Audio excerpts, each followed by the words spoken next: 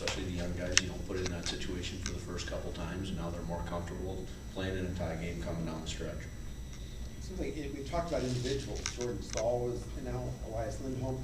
Some guys really look like individually is making up the collective now, right? With Lindholm showing what he can do, setting up plays. Yeah, no, I agree. I think, a little bit of a slow start to the year for Lindy, but he's been playing real well for a long time, and it takes a while though. Like, the results don't show up on the score sheet each and every night, but you just keep doing it and doing it right and doing it longer than the other team, and eventually you get rewarded. And I think that's what's happening. Jordan draws the penalty in overtime, and obviously I thought it was real good execution by the guys on the ice. But all those things that go unnoticed or you don't talk about are the things that, contribute to the win. The back-to-back penalties in the first period, that's a huge moment in the game. Like, that's 4 straight minutes against a power play that's red hot coming in tonight. The guys in the locker room say they're starting to believe that they can make the playoffs. Are you stressing that, or do you sense it? I don't stress that at all. The standings are up. They know the standings. I talked to the leadership group. They know how important it is. We're in the hunt for sure. We're right in the thick of things, and we're playing better. That's what we like. It's a process, and we're playing better hockey. Every time the calendar clicks off and it's a new month, I think we take a step and are going in the right direction. And that's what I found, positive and encouraging. You've had some issues with the breaks and puck luck and whatnot, but it's hard to imagine getting a better break than the bounce off the Skis goal. Yeah, I haven't looked at it. I don't know where that went, but that's a break for sure, and we'll take it. We're not gonna turn that down. Would resiliency be a word to use, that you're up 3-0 in one game, fall back, win that one, up 2-0, fall back, win that one?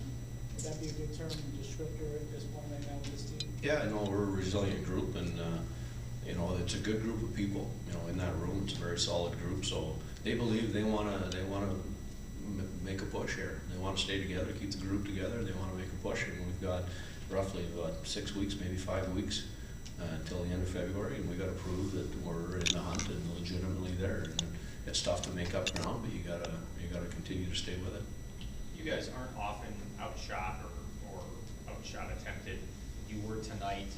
Does it say something about the progress this team has made to win a game when you're in that situation as opposed to being on the other side? Yeah, I thought we built a game, got better as the game went along. I didn't think our start was great, but that had something to do with probably the back-to-back kills, and you're using the same players over and over.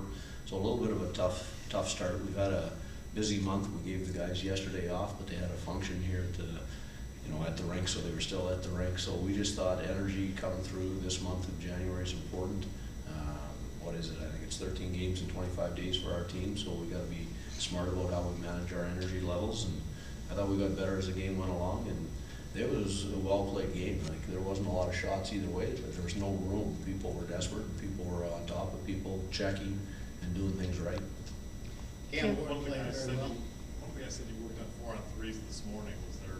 Did you know something, or what caused it? No, Roddy wanted to do it again, back-to-back days off, took 2 days off, and he said, we have a checklist of things that we want to hit all the time in practice, and we didn't have to worry on our 3 versus 5 PKs. We did that on our trip. We've had too many of those.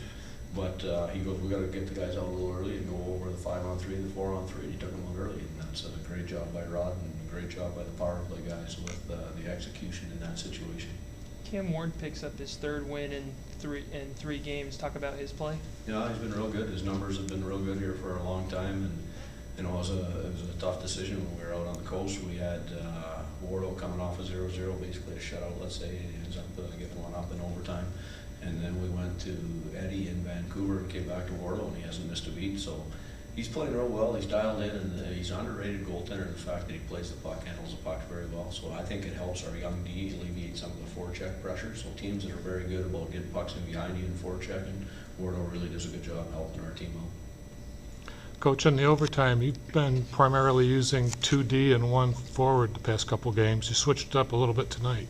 That's showing a lot of confidence in your D that they're going to be able to put the puck in the net. Well, they skate so well, right? I thought Smitty had a good point today. When we went through it again, we talked about it. We watched the Chicago-Pittsburgh overtime. I don't know if anyone got to watch that a couple days ago, 3, 4, 5 days ago. One of the best overtimes I've ever seen. It was superstar after superstar coming over the boards. So we said, how are we going to handle this? And we came up with the ideas of what we were going to do. And I like the fact our D is big and mobile. So they can make up ground. They can they get in, they get chances like crazy. Hannafin gets a chance every night in overtime just because of his skating ability, and eventually he's gonna start scoring on those. Slavin makes up ground, he can get caught out of position slightly and still have the speed to recover. So we just wanna make sure we have enough guys out there that can cover some ground in quick fashion. Talk about how, as a coach, if anything changes, as opposed to trying to win, frustration, now you're on a bit of a roll. What's going through your mind in terms of what you were trying to communicate to the players? Well, just the process is, the biggest thing is you gotta be an everydayer. You gotta bring it each and every day. That's the hard thing to do in life, hard thing to do in pro sports, but you gotta become an everydayer. And our group is learning how to do that. Our guys in the minors are learning how to do that. The days when you come to work and you don't quite feel right, you got a little bit of a bruise from a block shot, what are you gonna do? You're gonna go through the motions, or are you gonna practice? And we practice hard, we practice with tempo, and we play with good pace. So we're gonna get quicker and quicker as we go along. You know, we believe in pace, and that's why tonight's game, there was no room. I thought, you know, both teams played well, and it's fitting that both teams got points. We've got 3 days and 3 games in 4 days coming up. What's gonna be key to making sure the team's ready for that? Well, we need to practice. We haven't practiced much here recently due to our schedule, so we'll we are practicing tomorrow at RCI. Then we'll make a decision on the plane, whether we skate at St. Louis or not. We'll play that game, and then we come home, we won't pregame skate, and we'll play Vancouver. And that's as far as we'll go. We don't get too far ahead in this business. Okay. Thank you.